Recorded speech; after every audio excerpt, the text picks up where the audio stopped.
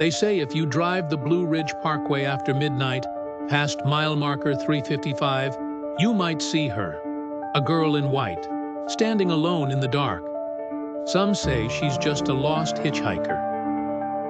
But others, they know better, because every person who's stopped to pick her up tells the same story, right up to the moment she vanishes from the seat beside them. I didn't believe it either, until the night I met her. And what she told me before she disappeared still keeps me awake. This isn't just a ghost story. It's a warning. I was driving along the Blue Ridge Parkway late one night, just outside Asheville, North Carolina. The road curved through dense forest, the kind that looks like it could swallow your car whole if you veered even a little off track. No other cars in sight. Just the steady hum of my tires on the asphalt and the occasional flicker of my headlights bouncing off the trees.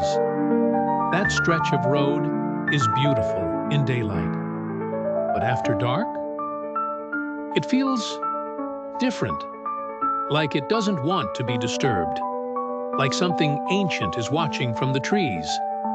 I hadn't planned on being out there that late, took a wrong turn trying to avoid construction.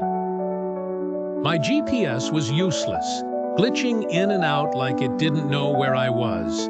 And then, just past mile marker 355, I saw her, a girl, standing alone on the side of the road. She couldn't have been more than 17 or 18. Pale, with long dark hair that hung damp around her shoulders. She was barefoot, wearing a white dress that looked out of place, too thin for the chilly mountain air. She raised her thumb, asking for a ride. Something in me hesitated. Every instinct said to keep driving. But her eyes locked onto mine and held me. There was no fear in her, just sadness. A heavy kind of sadness you could almost feel in the air. I pulled over. She opened the passenger door and slipped in without a word. Her skin looked cold, and her voice when she finally spoke was barely above a whisper. "Can you take me home?" I nodded. She gave me an address just off the parkway. I didn't ask why she was out there alone. I didn't ask anything. We just drove. Every now and then, I'd glance over. She didn't move, just stared out the window, as if she knew the woods better than I ever could. And when she spoke again, her words were strange. "People get lost out here, you know. Sometimes they don't mean to. Sometimes the mountain calls them." I tried to laugh it off, nervous energy. But her expression never changed. She said, "I used to love it out here, until the night I got into the car with him. He wasn't like you. He didn't listen when I said no." My stomach tightened. I didn't know what to say. She turned to me then, and her eyes were glassy, distant. I never made it home. I pulled off the road just long enough to check the GPS. When I looked back, she was gone. Vanished. Door still closed. Seatbelt still fastened. Just empty. I sat there for minutes, trying to figure out what had happened. No sound, no movement, no explanation. I drove to the address she gave me anyway.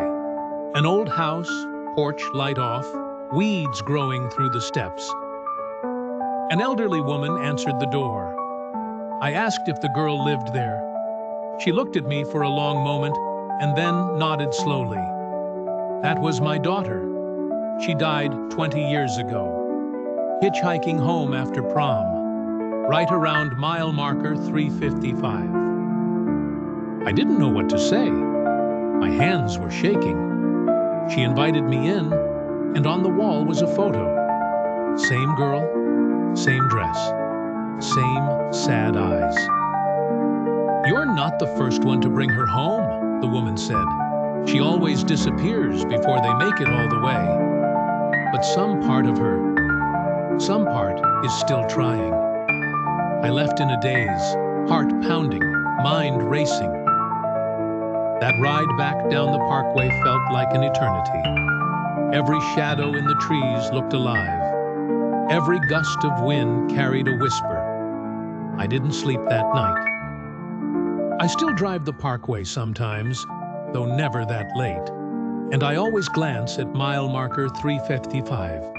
Once, just once, I thought I saw her again, standing just beyond the tree line, watching.